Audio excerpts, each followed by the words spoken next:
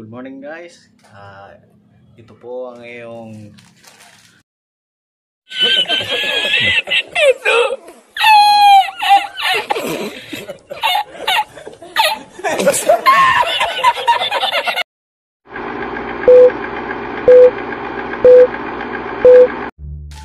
good morning guys. Ito po si Delphine Namura. Welcome to my new vlog. So huwag kalimutan mag-comment, subscribe, or hit notification bell para updated ka sa ating mga video.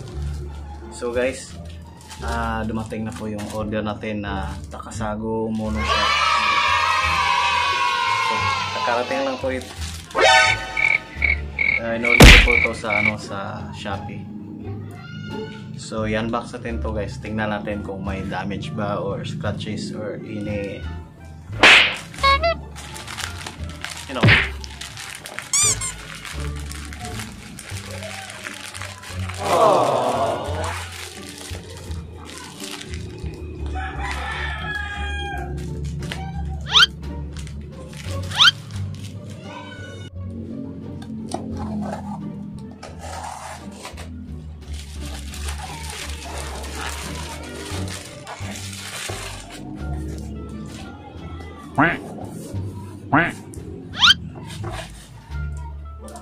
wheel package guys. Napakaganda yung pagkabalot niya.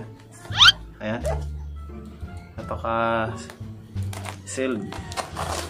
Safety na safety yung yung item mo.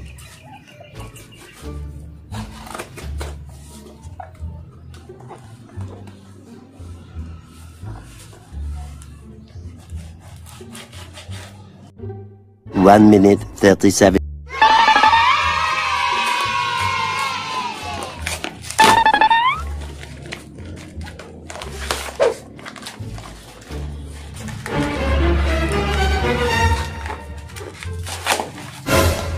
Ayan. Takasago Mono Shop. Ayan. Oh my God! Ayan. Ta-ta-ra-ta-ta. McDonald's.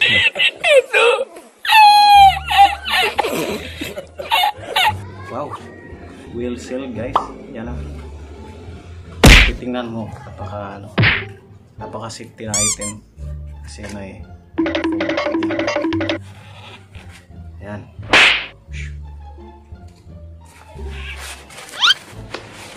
Yan.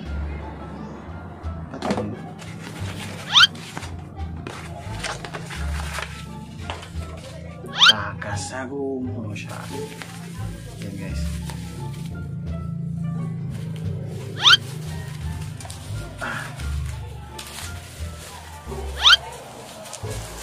So, blue sana yung orderin natin kasi kaso walang available.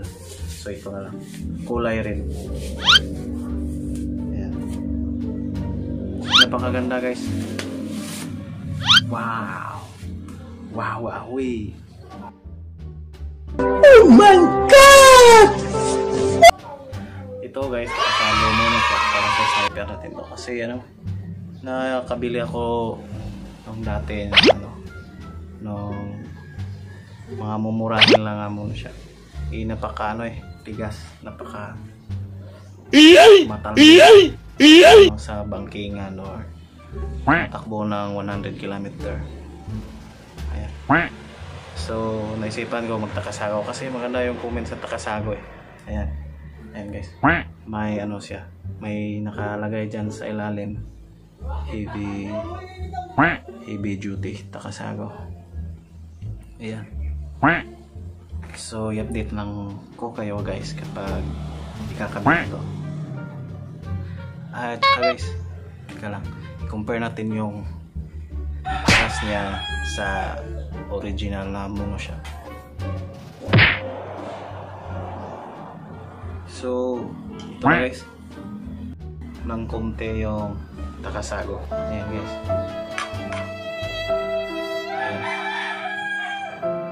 Ang Takasago ay medyo maiksi sa standard Mono Shop na sniper. Ito yung stock. Kitang kita naman. yung sukat niya.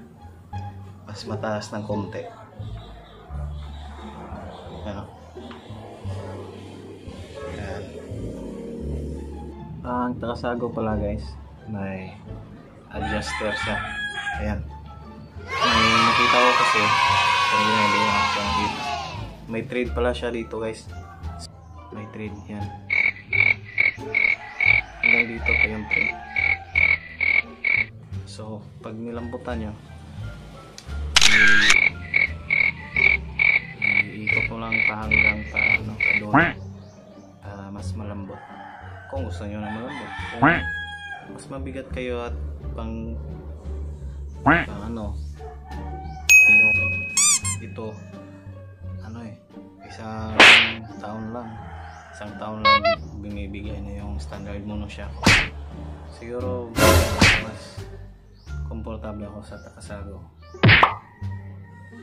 pero makita na lang to pag pero abangan nyo next vlog ko, ipopost ko din yung performance ito sa bangkingan, sa top speed na hindi tumatagtad, kasi yung nabili kong 1,000 pesos lang yung mono siya ko noon.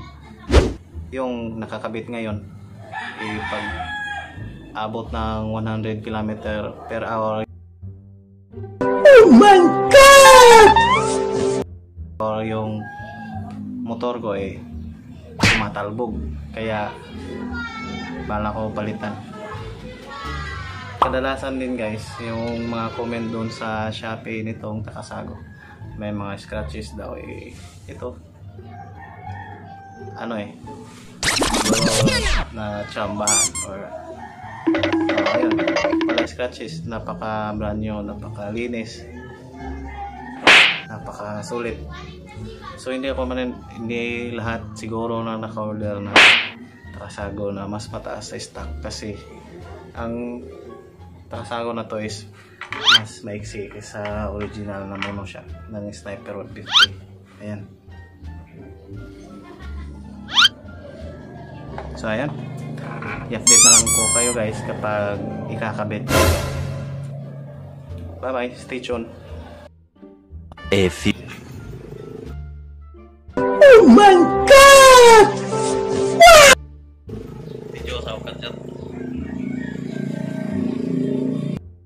1 minute 37 seconds. So ayan guys, so ito pala yung dating mono shock yung kinabit natin, yung luma. Ayan, Kusa pala yung brand. Kusa siyang tumatagtad.